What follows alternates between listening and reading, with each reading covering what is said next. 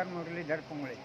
बाबा हे जे आश्रम तुम्ही सुरू केलेले हे कधीपासून चालू आहे? 1992 पासून सुरुवात झाली.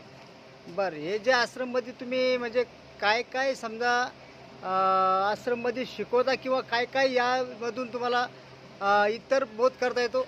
जीव हा पूर्ण संसार भ्रममध्ये कार्य करू राहिला. ज्याच्या सद्गुरू भ्रम काढून त्याच्यानंतर जे जीवन जगलं जातं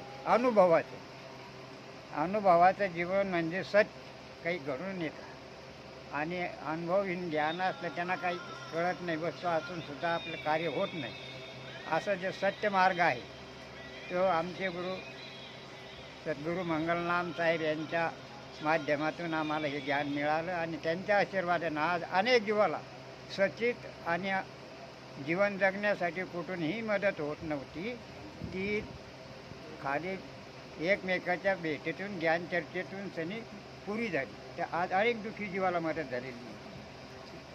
पूर्ण भारतभर सद्गुरूचं कार्य चालू. याचे महान सद्गुरू आज आपल्या या गावामध्ये 12 महिन्यातून 2 वेळा येतात जीवाच्या जागृतीसाठी आणि निस्वार्थ, कोणत्याही प्रकारे मोह नाही. तर महाराष्ट्रासाठी जी लोकसंख्याच्या हिशोबानं जातीपातीच्या हिशोबानं जो काही भेदभाव चालू आहे याच्यातून जो सत्य रस्ता आहे ज्याला सनातन म्हणतो. सनातन म्हणजे परमात्म्यानं प्रथम जी दुनिया बनवली त्याचं जे विधान आहे, ज्याला प्रत्येक धर्माच्या भाषेतून ग्रंथ म्हणतात, त्याचं हे गुप्त ज्ञान जे आहे त्याचं नाव आहे स्वसंवेद. हे स्वसंवेदचं ज्ञान साधू आणि संत शब्दरूपी ऐकू येतं पण दिसत नाही. येतो कुठून माहिती नाही, जातो कुठं हे सुद्धा माहीत नाही. पण मधला जो टप्पा आहे जो ऐकू येतो त्याच्यातून जीवाचे अनेक कार्य घडून येतात. तर असं हे सद्गुरू मंगलनाम साहेब हर साल जागृत करतात येऊन त्यांनी जीवाला मदत होते आणि यापुढेही चालू आहे. महाराष्ट्रामध्ये 5-6 ठिकाणी कन्नड, औरंगाबाद, जालना, परतूर आणि पुण्यापर्यंत मंगलनाम साहेबचे जीवा असं सध्या ज्या परिस्थितीमध्ये चालू आहे. तर येणाऱ्या काळामध्ये कबीर शिवाय कबीर म्हणजेच पावर शिवाय कोणतंही कार्य चालणार नाही. चार्जिंग असल्याशिवाय मोबाईल चालत नाही. असं चार्जिंग शिवाय ही जे पर्यावरण आहे, पृथ्वी आहे, जीवजंतू आहे, त्याच्याशिवाय चालू शकत नाही. आणि तो रस्ता आहे सद्गुरू कबीर. त्या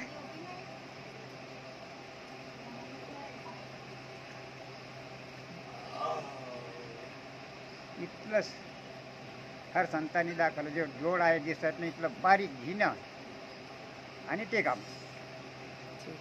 पण इथपर्यंत आमचे सद्गुरूचं ज्ञान आहे आणि अनेक जीवायला मदत हो राहिली. अपना के उसके समा उसको अपना स्वरूप निज स्वरूप खते आशा भाषा कल्पना सब जो आशा भाषा कल्पना ये बन जाऊंगा, ये होऊंगा, ये कर लूंगा, ये आशा भाषा कल्पना है. मुख्य तत्व तो ये है कि वो बदलता ही नहीं है. चेतना का जब पूर्ण निर्णय आता है तो सब कुछ सुखदायी होता है और सत्य और विश्वास से भरा होता है. सत्य, दया, प्रेम और विश्वास जहाँ है वही मानवता कायम होगी. हो गए सपना देख रहे हो, वो बिल्कुल सत्य लगता है कि हूँ बहू हम ऐसे हैं, ऐसा हो गया, ऐसा है. लेकिन जब नींद खुलती तो पता लगता है कि ये तो सपना था. अब जिसको जाग करके तुम कह रहे हो कि हम ये हैं, हम वो हैं, जब इसमें गहरी नींद जिसको हम संसार का श्वास बंद होना कहते हैं, जिसमें राम रमता बंद हो जाता है, रमैया श्वास है, खुदा ये श्वास है, खुदाई ताकत इसमें, ये आहा श्वास से भरा हुआ ये खुदा है, ये खुद की आहा है, खुद की श्वास. तुम्हारे विचारों की, व्यवहारों की श्वास से जब हट जाओगे तब खुद की श्वास से परिचय होगा. तो बेचून है, समझ में नहीं आता. बचपन था कि जवानी में हूँ कि बुढ़ापा में हूँ. कौन है तू, कौन है? तो कहा भाई ये तो बहती नदी है, इसके करारे हैं ये बचपन, जवानी और बुढ़ापा.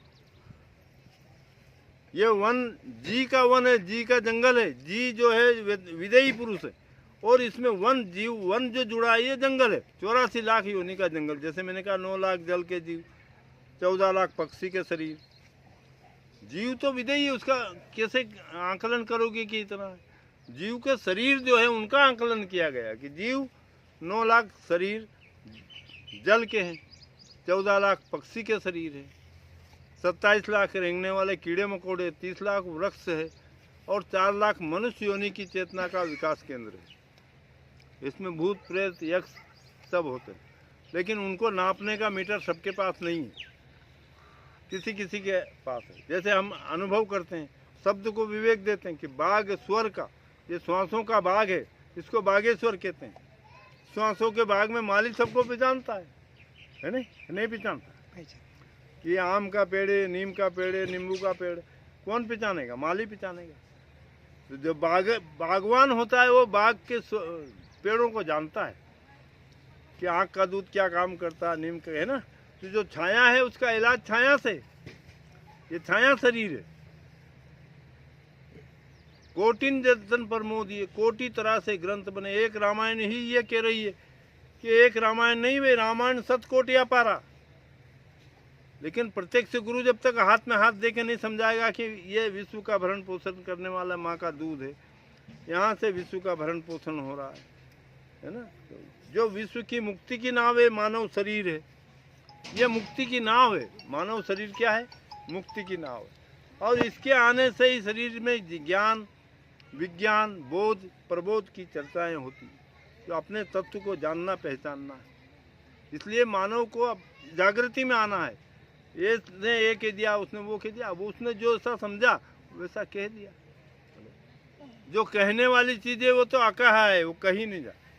हे अकहा कहा नहीं जाए, लखे सो देखत ही मगन हो जाए। देह लख लिया जिसने, समझ लिया, वो बोलेगा ही नहीं, काहे को बकवास करेगा इन लोगों के साथ जो अपनी बराबरी की समझ के नहीं है।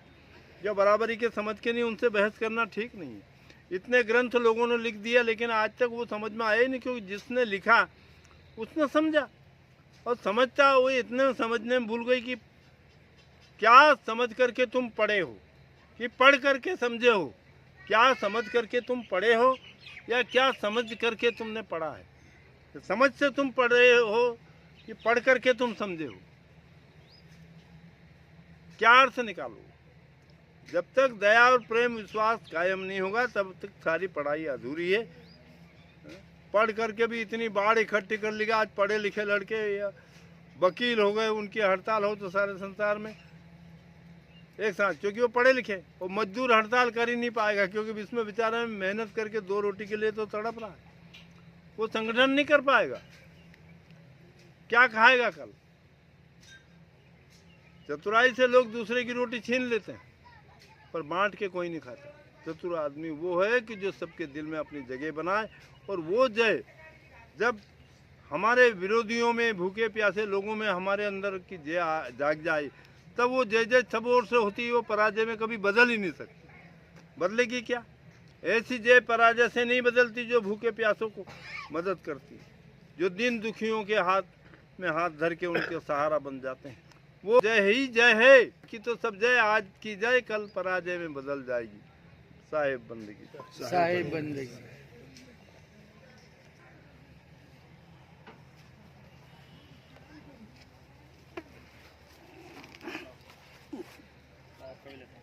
हाँ।